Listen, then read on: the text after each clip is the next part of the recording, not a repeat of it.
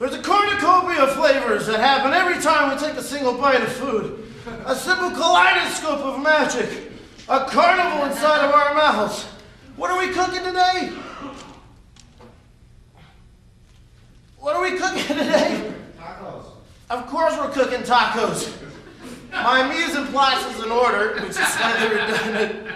Over here, I went ahead of time and chopped up some cilantro. I prefer to chiffonade my cilantro so that it's a little bigger bites. Now, a chiffonade is when you just simply take the leaves of whatever it is that you're going to chop, whatever herbs that you're going to chop, and go ahead and roll them up. In this case, it was cilantro. Then when you roll them into a tight little, almost cigar, you put it at the end, and you make a claw with your fingers so that you're sure not going to chop off the edges of your fingers. Now, a claw should also include the thumb. Don't leave that thumb out, otherwise you're going to end up like this. Just kidding.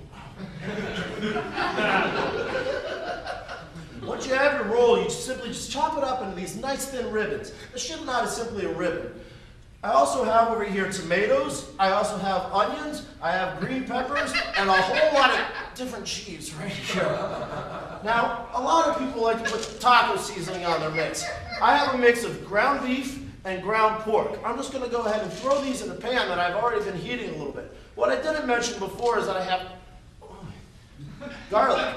Garlic that has already been in the pan, sauteing at a very low level, as well as some onions. Now this is flavoring for the meat itself. It's not simply a garnish for taco.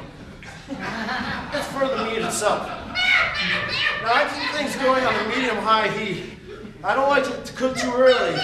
And right now the pork and the beef really haven't been combined. I probably should have done that in some kind of mixture. But I like to see what happens when you cook them separately. After all, what's a little tapeworm? First of all, there's no such thing as a little tapeworm. So keep this moving around right here. Now I have one that's been going for roughly 40 minutes. And you can see that everything at this point has been integrated. All mixed up together. Oh, this is almost ready to serve. Now I'm going to go ahead and show you two different types of tacos. The first one is going to be a soft taco that I'm also going to bake. Now let's go ahead and make the hard taco first. This is, for all practical purposes, the easiest stuff. Just go ahead and grab a spoon.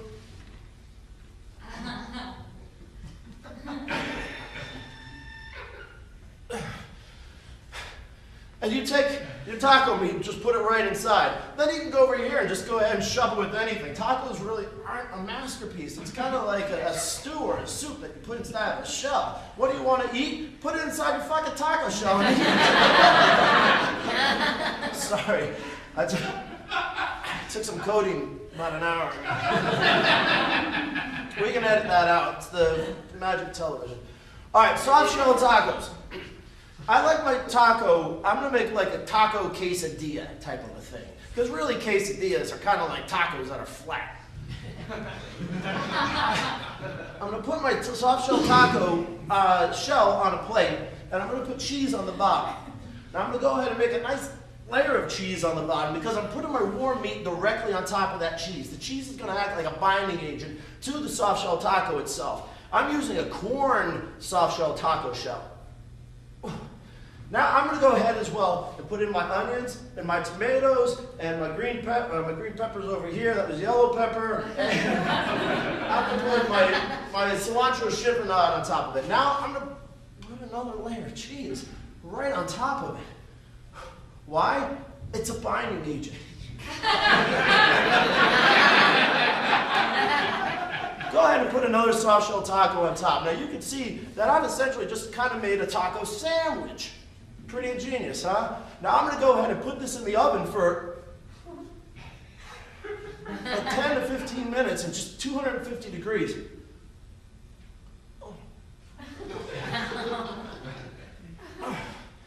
Now this is going to make it nice and warm and a little bit crispy. Like this one right here. Hot. Hot.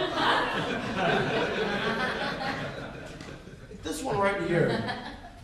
Now you can see that this one, which has already been 250 degree oven for like 10 or 15 minutes, is at a perfect temperature.